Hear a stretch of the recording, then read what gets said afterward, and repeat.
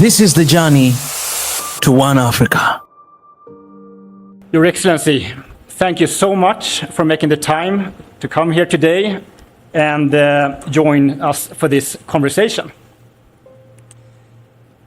So now more often than not, tech is by many people seen as a great equalizer for solving some of the world's leading challenges. But the key to enable this is and remains to be the access to capital. Your Excellency, why should global investors consider Africa as an opportunity for investments? First of all, it is long overdue. That's why they need to really consider that. I don't see why Africa, like any other part of the world, where human beings, the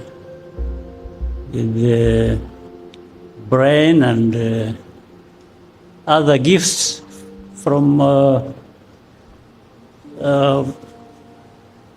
the time we were all created. I've never understood why there should be a particular geographical place where everything is to be underestimated or underrated. And therefore, the investors need to bear that in their minds, that Africa has everything the rest of the world has, even more. But when it comes to people, I think we should consider ourselves as equal with any other people anywhere in the world. Now, but there are also resources, other resources other than just people that we can tap into and grow and connect with the rest of the world for our own success, but also for the success of the rest of the world. So the investors need just not to look at Africa as a big market, which it is, but also a thriving people, society, that to a great extent will match or even supersede actually what exists elsewhere in the world. So the investors need to consider that. And of course, the next consideration for any investor is you invest for a purpose. And is that purpose going to be served? Is the profit you want to, and the growth you want to make out of that going to happen? I think I can say it is guaranteed that it will happen. Well, thank you. And why do you think starting in Rwanda can de-risk your investment into Africa? Well, first of all, we are deliberate in Rwanda. In terms of creating the environment that will enable us to achieve what we want to achieve. In the same way, us doesn't mean just particularly Rwandans. It means Africans, it means people from anywhere else in the world who want to invest with us or do business with us. And that thinking, therefore, provides for an environment that lowers the risk anybody would face when they have taken a chance with us and believed in us that we can do things like that and do as expected in terms of holding each other's hand and moving forward. Very good. Thank you so much. Do we have time for any questions from the audience, perhaps? Someone can help with a microphone? We can perhaps take the first question of the session. Let me see who has a microphone in the audience. All right, Kwizera, please. All right. Your Excellency, my name is Alex Kalanda, and I'm the founder and CEO of IAMBES Zero. We're a climate tech startup where we accelerate the deployment of climate finance in the least climate resilient regions. Your Excellency, we operate in about 9 African countries, among others. As a leader, you've often emphasized the need to ensure countries can share their expertise with one another. We break down barriers that can foster collaboration, but also emphasize the need for Africans to seek opportunities that give them a sense of dignity, as well as raising our expectations to global standards. Why is this level of Pan-Africanism or solidifying this collaboration very important for you? And what advice would you give us as we scale? Thank you. I think Africa being where we are already speaks for itself in a sense that we are where we are in comparison with other countries across the world because of something that is lacking. And what is lacking that we need to be looking at and resolving is, one, do you have belief in yourselves? Do we Africans have belief in ourselves and what we are capable of? And then to move ahead and do what needs to be done so that we raise ourselves to the level where the rest of the world is. Because I don't see anything else that is lacking in this sense. So one is the belief in ourselves. Two is doing the right things we must do. Again, you always bear in mind the environment, the rest of the world. What is it that could be done? And in that process, you are actually putting yourself on the path to regain that dignity that we should have had in the first place, but which lacks, especially when we have to compare ourselves with what we see elsewhere. And then sometimes we don't think of doing what we need to do to raise ourselves, but think about jumping to the other and asking them to lift us up. This whole process of putting yourself in a dignified position should not be something we should be asking somebody else to do for us. Nobody owes you a thing, really. You owe it to yourselves. Africans, we owe it to ourselves to lift ourselves up and work with others as equal partners. So I'm glad that you are involved in that space you've just talked about. That means you are rightly tapping into the opportunities available, whether it is original education or the environment that provides different opportunities that you are now ready to tap into, and the sky becomes the limit.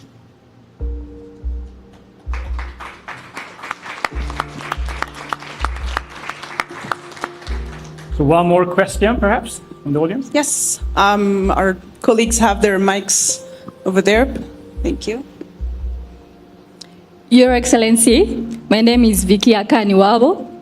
I am the Managing Director of Hens Technologies Rwanda. It's a data and AI company that is building products for global companies, and our current focus is legal. I would also like to mention that I am a product of Kagame'S University, Africa.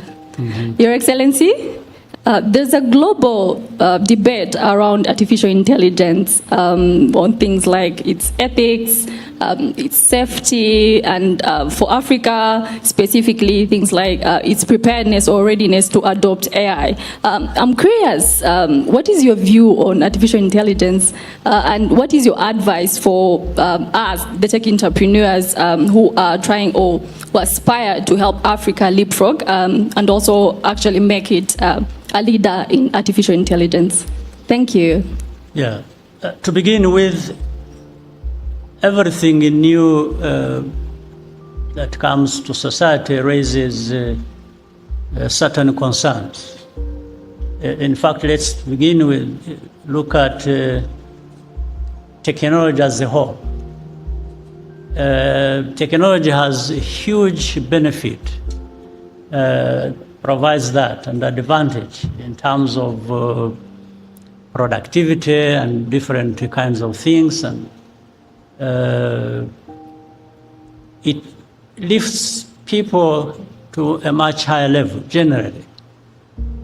But it is important to walk that path while you are thinking of what are the benefits in actual sense, but what are also the dangers that come with these new tools and thinking and so on to society. Now, there are now even more concerns when it comes to artificial intelligence. But those concerns should also be looked at in a sense that there are probably more benefits with artificial intelligence than many other technologies, and therefore we need to balance the two. The accelerated benefits in terms of what AI provides as a new and sophisticated technology, but again with the same mind, what are likely to be the dangers, so that again people work towards managing that, regulating that. Sometimes people tend to approach things with either or, but I don't think that's what we should be doing. We should be saying, does this have benefits? To what extent? As a new thing. But does it also have some dangers? So how do we work to mitigate that and make sure that the benefits override on the dangers that are likely to be there? And there is no way a single entity, nation, company, country, or individuals would manage that alone. So there has to be collaboration. There has to be thinking together, because what is coming out of these new technologies and like the artificial intelligence affects the whole world. It doesn't just affect one person, one company, one nation. So that therefore, I've seen there are debates around that about regulation. Some people say, no, if you regulate, there are these dangers. If you don't regulate, it's like... So we have got to find a way forward together and minimize the dangers that people are thinking about, but also maximize the benefits that are likely to come along with that. Thank you. I think we have time for one more question. Yes, we might allow one more. Your Excellency, my name is Eugene Gwagasore. I co-founded a company called Pindo, a cloud communication platform for businesses. Rwanda is known to take risks, going above and beyond. Some say we are a startup nation, and others say that we may be punching above our weight. You attracted ILCAD and Zipline, to say the least. At Pindo, we are aspiring to scale our communication tools using AI so that communities in Africa can engage and communicate in this digital age using our native languages. And that requires really a big undertaking on our behalf, something that you always do. As a leader, what makes you believe in yourself to take those risks, regardless of the challenges they may bring with them? Thank you. If anybody anywhere in this world is going to be to do something that is worthwhile, anything of any value, it's not going to be without risk. So you have to go to choose. Do you take the risk in trying to achieve something of a very high value, or do you not take the risk and end up doing nothing and being nothing? So you've got to consider these things. So we don't take the risk just for the sake of it. We take risk where risk must be taken that is going to give us that value in what we want to achieve, and therefore the two are correlated. The whole idea of punching above one's weight, first of all, why do you have that weight that you are going to be worried about? So then you need to consider that. You need to also work upon that to make sure that what you are going to be doing, whether you are punching or doing whatever, it's commensurate to your weight. So in other words, everything has to be going up. But, well, called a startup nation like some others have been and so on and so forth, yeah, you've got to start from somewhere to go along the journey you want to take.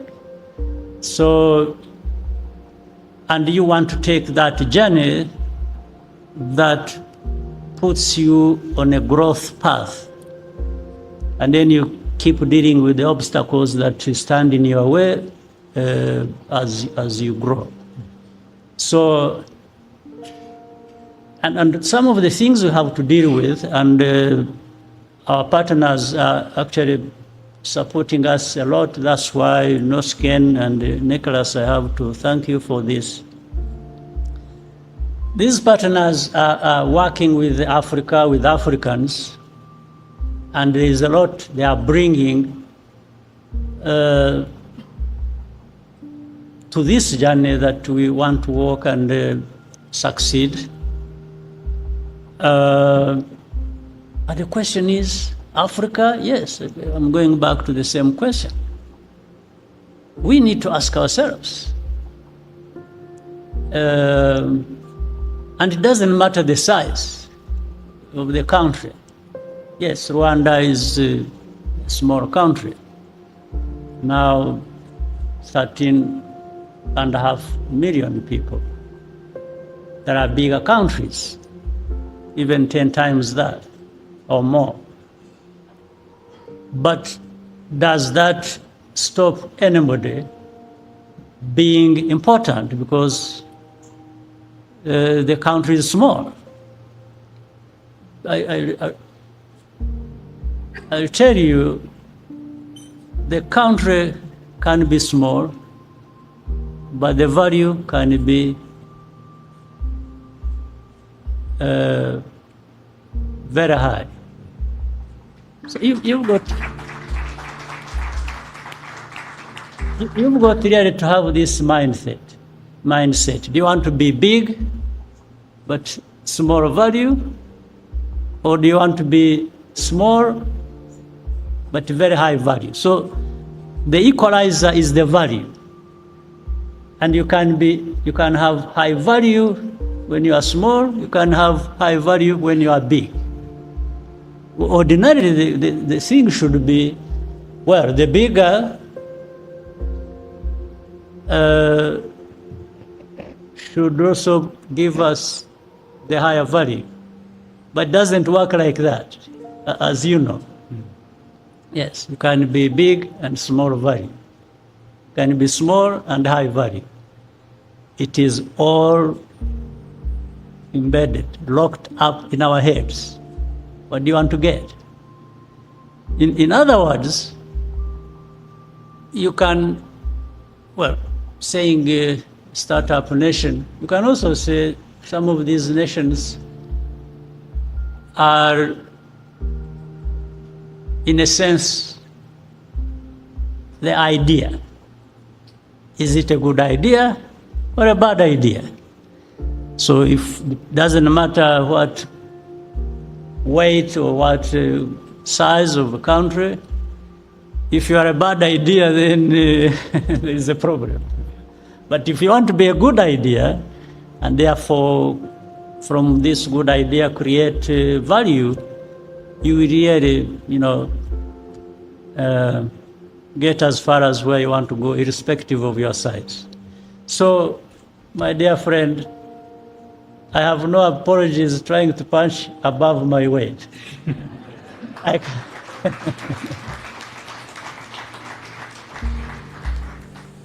Thank you so much for this insightful conversation, Mr. President. Distinguished guests, ladies and gentlemen, let's put our hands together for His Excellency, the President of the Republic of Rwanda, Paul Kagame.